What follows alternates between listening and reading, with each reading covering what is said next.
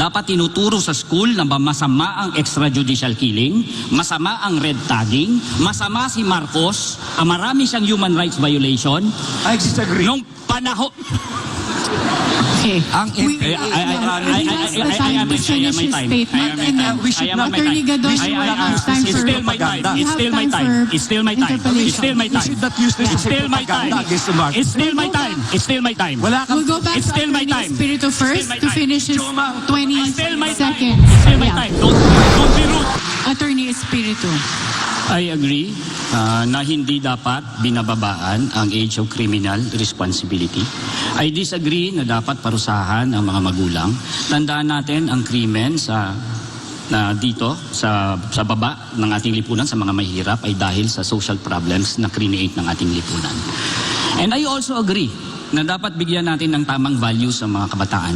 Dapat tinuturo sa school na masama ang extrajudicial killing, masama ang red tagging, masama si Marcos, marami siyang human rights violation.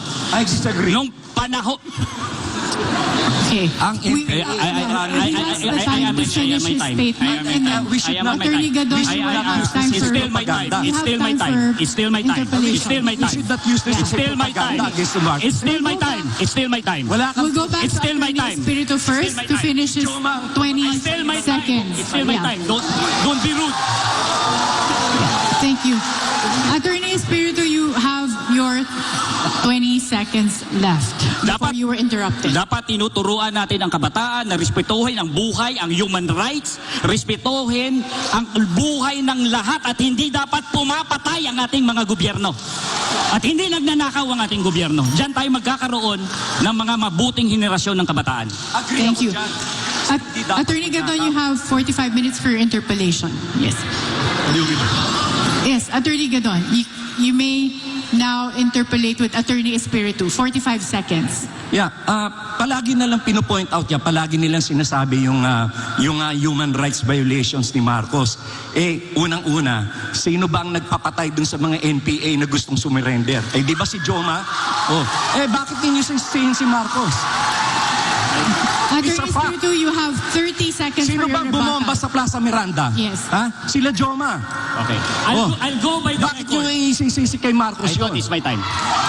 This is, we should not use this forum for a propaganda against the Marcoses. It was intended. Yes. Attorney Gadon, your 45 seconds is over. We have 30 seconds for Attorney Espiritu's rebuttal. Binuksan mo ang usapan, wag mo akong pagbawalan. I go by the record, Amnesty International, 3,257 ang pinatay nung panahon ni Marcos. 35,000 ang mga... It's my time, wag kang bastos. It's my time. 35,000. 35,000 ang tinorture. 70,000 ang kinulong. It's a matter of record. Thank you. 30 seconds for rebuttal. Noong nagkaroon ng kaso sa Hawaii, yung 10,000 human rights victims, nung ini-implement nila dito, nag-file sila ng petition sa RTC, wala silang naipresentang ebidensya. Pagdating sa Court of Appeals, wala rin. So asan yung sinasabi nila yung human rights violations na yan? Dismissed yung kaso. We have interpellation from Attorney Roque. That would be 45 seconds. Kung ano man ang nangyari sa nakaraan, inisa-isa ko po ang records. Wala pong kaso for human rights violations sa Amerika si Ferdinand Marcos Jr. Inisa-isa ko rin po ang mga kaso na decided po ng ating Philippine Supreme Court.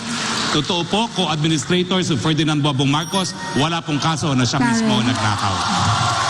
Then I have Attorney Espiritu has 30 seconds for a rebuttal, and we have a question again from Dr. Thank you. With all...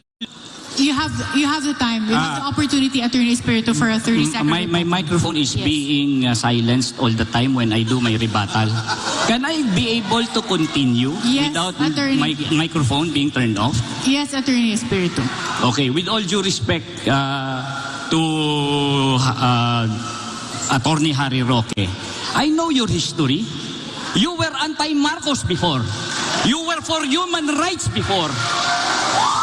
Your life, you spent your life against the Marcoses. You work for human rights. And now, that you were given a Senate spot under the party of Bongbong Marcos, now you cry hallelujah and praise Marcos. Okay. Thank you, Attorney Espiritu. Since you alluded to Attorney Roque, we will give him 30 seconds for a rebuttal. And just for the information of our candidates, your microphones will be silenced when others still have time. So that's something that they do to give others opportunity to speak. So Attorney Roque, since you have been alluded to, you have 30 seconds for a rebuttal. There was nothing respectful with what you said against me. Ang katotohanan po ang pinag-uusapan, hindi po ang patay na Marcos, ang pinag-uusapan ang buhay na Marcos. Sa akin po, panagutin ang mga nagkasala, pero yung mga hindi po gumawa ng kahit anong kasalanan, wag po natin idamay sa sisi. Yun lang po.